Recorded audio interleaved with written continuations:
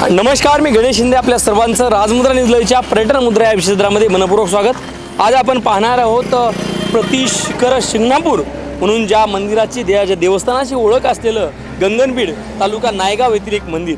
हे मंदिर म्हणजे आपण हजारो वर्षापूर्वीचं हेमाडपंथी मंदिर आहे.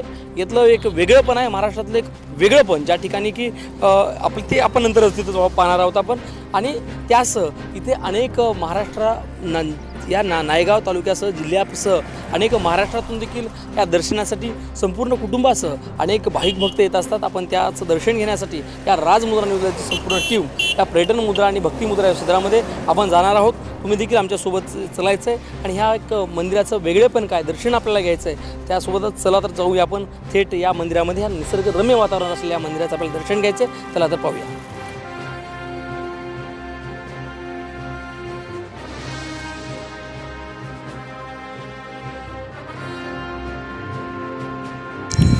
नमस्कार, मी गणेश शिंदे. आपल्या सर्वांचं राजमुद्रा न्यूज लाईव्हच्या पर्यटन मुद्रा या विशेष सदरामध्ये मनपूर्वक स्वागत.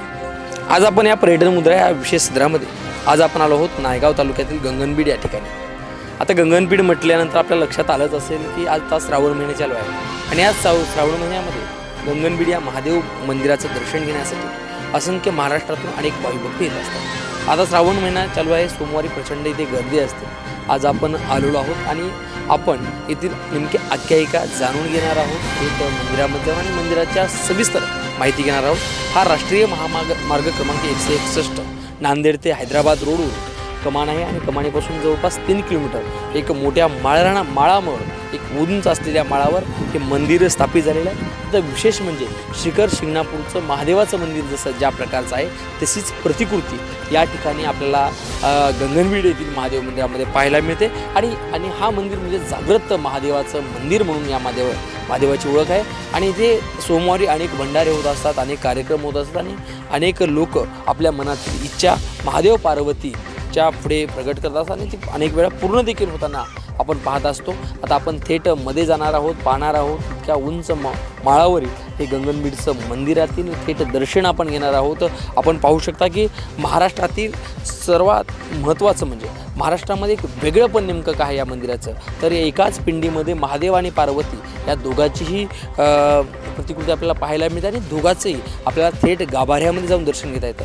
आणि विशेष सांगायचं म्हणजे हे बरेच हजारो वर्षापूर्वीचं एक हे मंदिर असल्याकारणानं आपल्याला पाहायला मिळतं. कारण की जवळपास इथून बरेच मेन रोडून जवळपास 3 किलोमीटर आहे, उंच दरी आहे. जसं आपल्याला एखाद्या सह्याद्रीच्या खोऱ्यामध्ये जावं अशा प्रकारचं प्रचंड झाडी देखील आपल्याला या मंदिराकडे येत असताना पाहायला मिळतं. आणि याच ठिकाणी या सर्व भौगोलिक परिस्थिती पाहता शासनाने देखील 2023-24ला पर्यटनाचा दर्जा देऊन पर्यटनाचा निधी देखील या ठिकाणी बराच दिलेला आहे. यासाठी पर्यटनासोबतच एक धार्मिक क्षेत्र असेल, महादेवाचं मंदिर म्हणून या ठिकाणी बरेच येत आहेत. आपण यानंतर आता थेट जाऊया मंदिराच्या गाभाऱ्यामध्ये. चला तर पाहूया. आपण गाभाऱ्यामध्ये आपण आता जात आहोत. अनेक भाविक भक्त देखील या मंदिराच्या इथे दर्शनासाठी जात आहेत.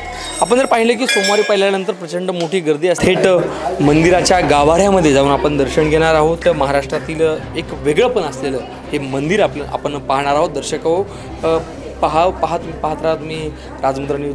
प्रतिशिखर शिंगणापूर म्हणून या मंदिराची ओळख आहे. इथे महाराज देखील असतात, पूजा करत असतात आणि अनेक भाविक भक्त मात्र मोठ्या श्रद्धेने येत असतात आणि श्रद्धेने येत असल्यामुळं अनेक भाविक भक्त दर्शन देखील घेत.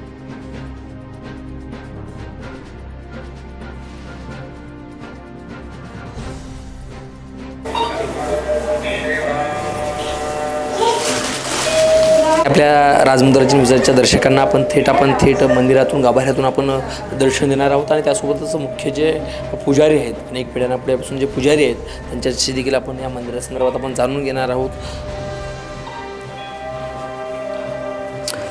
महाराज सध्या श्रावण महिना आहे आणि मंदिरामध्ये बरंच असतं, कारण की हजारो वर्षापूर्वीचं मंदिर आहे. काय सांगाल नेमकं आमच्या राजमुद्राच्या प्रेक्षकांना, काय सांगाल मंदिराविषयी? तर हे स्वयंभू मंदिर आहे, प्राचीन आहे बहुत, म्हणजे हजारो वर्षापूर्वीचं आहे. स्वयंभू दोन्ही प्रगट झालेले असं. जेव्हा पृथ्वीवर भ्रमण करत असते वेळेस प्रभू पार्वती माता आणि थांबलेली निवास असं जाणल्या जाते. आणि ते दोन्ही शिव पार्वती असे 2 लिंग आहेत स्वयंभू. एका लिंगामध्ये 2, अर्ध्यांगी पार्वती, असा आहे. शिव आणि पार्वती दोन्ही असे आकार त्याचा शिखर शिंगणापूर आहे ना त्याचं असं प्रतीक असल्यामुळे इथे दोन्ही बी शिव. श्रावण महिन्यात भरपूर गर्दी असते, पब्लिक भरपूर येते, दर्शन घेते देवतांचं, त्यांना प्रसन्न होते, देव आशीर्वाद देते. सर्वांना पावणारा आहे, नवसाला पावणारा आहे. प्रत्येक नवसाला पावलं तर भंडारे करतात.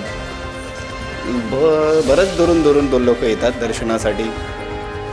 नांदेड जिल्ह्यामध्ये आपल्या ह्याच्यामध्ये आसपास चांगलं पवित्र असं ठिकाण आहे. श्री क्षेत्र महादेव मंदिर गंगनबीड असं जाणलं जाते. असं महाराज, त्यासोबत आपण जी काही श्रावण महिन्यातली काही दिनचर्या असते ही सकाळी किती वाजल्यापासून सुरू होते ती संध्याकाळ कसं चालतं? सकाळी 6 वाजता मंदिर उघडते. एरी श्रावणच्या सोमवारी जे मंदिर उघडते ते रात्री 3 वाजता उघडते. 2 वाजता 3 वाजता नंतर संध्याकाळी 11-12 वाजता नंतर बंद होते मंदिर. त्या दिवशी जास्त गर्दी असते सोमवारच्या म्हणून. एरी सकाळी 6 वाजता 5 वाजता मंदिर उघडते, मग संध्याकाळी 7-8 वाजता मंदिर बंद होते. भंडारे होतात, महाप्रसाद होते. इथं महाप्रसाद सगळ्यांना भेटते, पाण्याची सोय आहे, सगळे व्यवस्था आहे. यात्रा सोमवारी श्रावणमध्ये भरपूर यात्रा असते. यात्रा म्हणजे काही ठराविक ठिकाणी वर्षाची असते का? नाही, ठराव म्हणजे श्रावणमध्येच जास्त यात्रा असते. आणि बारेश म्हणून असते, त्या बारशीला महादेव खालून पालखी येते गावामधून, जय जयकार होते. इथं आल्यावर लग्न लागते देवतांचं, तेव्हा बी भरपूर पब्लिक असते. संध्याकाळी 11 वाजता लग्न लागते एकादशीच्या दिवशी, भरपूर पब्लिक असते त्या दिवशी. आपल्या या मंदिराला शनी आपलं शिखर शिंगणापूरचं प्रति मंदिर म्हणून ओळखलं जातं. हे नेमकं याच्यातलं वेगळंपण काय? वेगळेपण म्हणजे असं आहे की असे 2 स्वयंभू प्रगट झालेले शिव आणि पार्वती असे 2 ठिकाणावर असं एकच शिखर शिंगणापूर आणि गंगनबीड ह्या 2 जागीच असं आहे. दोन्ही बी एका लिंगामध्ये 2 असं कुठं नाही आहे. दोन्ही बी एका लिंगामध्ये 2 लिंग प्रगट झालेले असे दोन्ही बी असे नाहीत. शिखर शिंगणापूर आणि इथे गंगनबीड महादेव मंदिर गंगनबीड येते असं आहे. बरोबर आहे महाराज, कारण की या मंदिरामध्ये महाराष्ट्राचं बाहेरचं देखील काही भाविक येत असतात. महाराज, नेमकं या मंदिराविषयी नेमकं काय सांगा, म्हणजे किती वर्षापासूनचं मंदिर आहे काय? हे हजारो वर्षापूर्वीचं आहे. असं पण कुठं काही लिखित वगैरे नाही. पहिलं पुरातन मंदिर होतं दगडाचं, नंतर ते पडल्या गेल्यामुळं हे नवीन बांधलं गेलं. पुरातन हजारो वर्षापूर्वीचं आहे. कुठं वगैरे असं काही लिखित नाही की ह्या वर्षी झालेलं आहे, प्रगट झालेलं आहे, कोणी बघलेलं आहे, असं काही नाही आहे. त्यासोबतच शासनाकडून काही मदत सहकार्य मिळत असते का? नाही, आता येतात काही लोक, राजकीय लोक येतात. पर्यटनाचा दर्जा दिला असं? पर्यटनाचा दर्जा दिला आहे काय पर्यटनाचा दर्जा? नाही सर, पर्यटन म्हणून काही नाही आहे तसं. आता ही गावातली कमिटी आहे, गंगनबीड स्थळमधली कमिटी आहे, कमिटी देखभाल करते समोरचं. त्यासोबतच आपण श्रावण महिन्याच्या निमित्तानं राजमुद्रा न्यूज लाईव्हच्या जे भाविभक्त जे असतात, आपल्या संपूर्ण चॅनलवर पाहणारे भाविभक्त जे असतात, त्या भाविभक्तांना श्रावण सोमवारच्या निमित्तानं काय सांगा? श्रावण सोमवारी असं पवित्र ठिकाण आहे, या दर्शनासाठी या.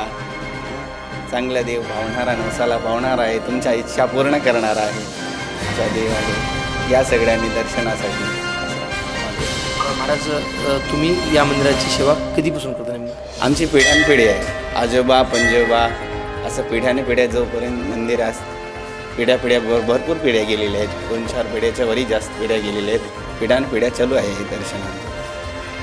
महाराज, हे जागृत मंदिर आहे आणि इथे अनेक भाविभक्त आपले नवस करत असतात, अनेकांना नवस पावत असतं. तुम्ही अनेक वर्षापासून इथे आहेत, अनेक पिढ्याना तुम्ही आहेत. असा एखादा प्रसंग सांगता येईल का नेमकं एखादा पावलेला असलेला? ते बरेच जण पावलेले आहेत, जस्तेच्या मनोकामना जस्तेच्या मनामध्ये असतात, प्रगट करून देत नाहीत. त्यांना प्रगट झाल्यावर ते नवस बोलतात, काहीतरी नवस बोलतात, ते पूर्ण करतात नवस, असं जस्तेच्या मनामध्ये असते. त्यासोबत आपल्याकडं महाराज म्हणून स्वामी होते, कारण की अनेक पिढ्यानपिढ्या हे हिमाडपंथी मंदिर आहे आणि हजारो वर्षापूर्वीचं मंदिर आहे. आणि या मंदिराचे जे काही स्वामी जे पुजारी आहेत ते पिढ्यानपिढ्यापासून इथली महादेवाची पूजा करत असतात. ते आपल्या ह्याला देखील दर्शकाला देखील एक महाराष्ट्रातलं वेगळं मंदिर, ज्या ठिकाणी एकाच पिंडीमध्ये महादेव आणि पार्वती जसं आपल्याला पाहायला मिळतं, ते फक्त महाराष्ट्रामध्ये शिखर शिंगणापूर येथे भेटते. त्यानंतर मग आपल्याच नायगाव तालुक्यातील गंगनबीड या ठिकाणी आपल्याला पाहायला मिळते. आणि हे मंदिर म्हणजे जसं आपण शिखर शिंगणापूरचं मंदिर हे प्रचंड उंच माळावर आहे, त्याच प्रकारचं आपल्या नायगावच्या अलीकडेच असलेलं हे गंगनबीड या गावामध्ये देखील उंचीचा माळ असलेल्या याच मंदिर आपल्याला पाहायला मिळते. त्यासोबत आपण या मंदिरामध्ये अनेक महिला पुरुष असतील, भक्तजन असतील आणि लहानापासून थोरापर्यंत सर्वजणच येत असतात, दर्शन घेत असतात.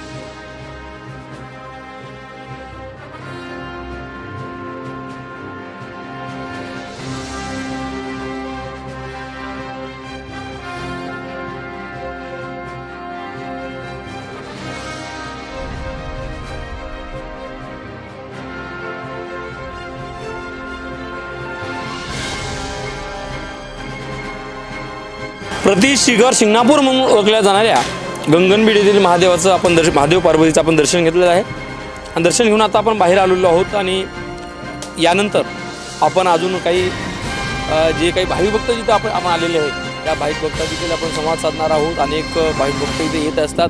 हे जे आपल्याला उंबराचं झाड दिसतं, या उंबरावर आपण पाहू शकतो की अनेक घंटे असतील, पाळणे असतील, किंवा अनेक नारळ हे नवस बोलला जातो. आणि हे जागृत महादेव मंदिर म्हणून देखील त्या मंदिराची ओळख आहे. आपल्यासोबत काकू, कधीपासून तुम्ही या मंदिराला दर्शनासाठी येता? 2-4 वर्ष झाले, 4 वर्षापासून. बरं, काय नेमकं काय असते? महादेव मंदिर प्रसिद्ध आहे. तुमचं गाव कोणतं? आमचं गाव देगाव, तालुका नायगाव. असे अनेक भाविक भक्त एक जवळपास 4-5 वर्षापासून अनेक वर्षापासून इथे येत असतात. त्यांचं सगळं हे करत असतात, देवाची मागणी करत असतात आणि एक विनम्र होऊन देवाचं दर्शन देखील घेत असतात. बेलफूल असेल, जे काही प्रसादाचं देखील साहित्य मिळत असतं. त्यासोबत आपल्यासोबत एक असंच स्टॉलच्या ताई आपल्यासोबत आहेत. ताई, आपण या मंदिराला अनेक भाविक भक्त येत असतात. तुम्ही कधीपासून हे दुकानात? 1 महिना झाला. कसं वाटतं नेमकं श्रावण महिन्यामध्ये भाविक भक्त कसे येत असतात, काही नाही काय? खूप येतात की. कुठून येतात? नांदेड वगैरे कोणा गाव खेडेपाड्या.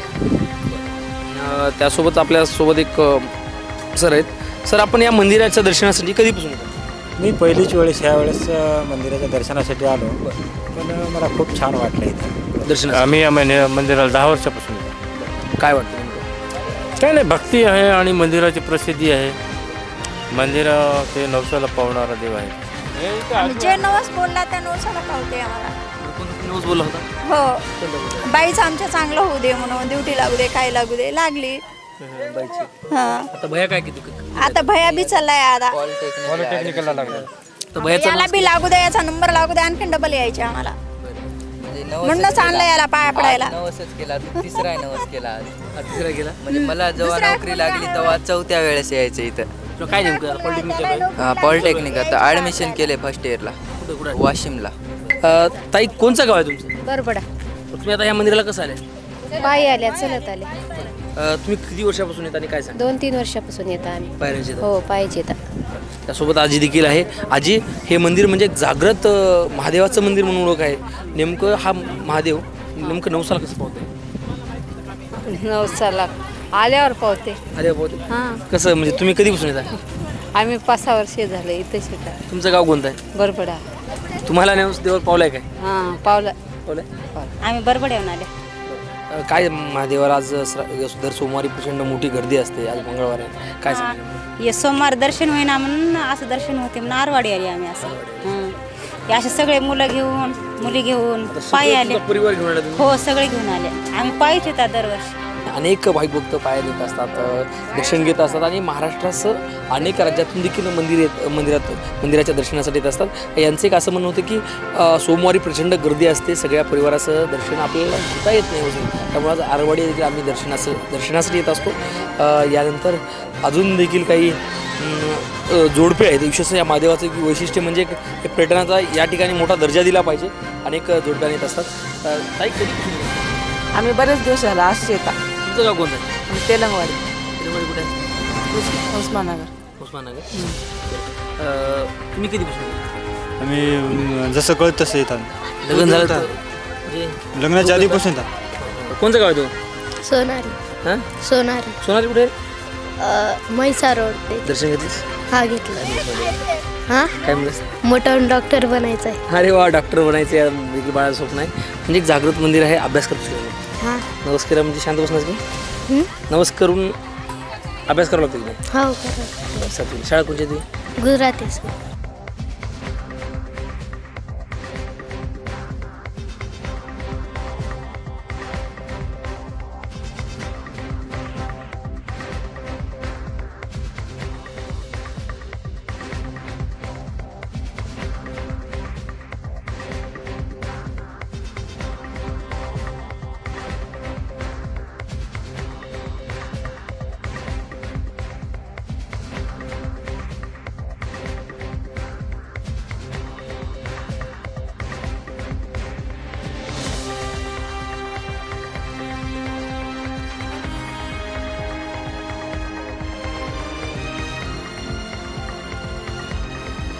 तर दर्शक हो, आज आपण आलो होतो शिखर शिंगणापूर असंच प्रतिमंदिर असलेलं नांदेड जिल्ह्यातील नायगाव तालुक्यातील गंगनबिडीतील आपण आलो आहोत. पाहिलं मंदिराचा सविस्तर परिसर पाहिला.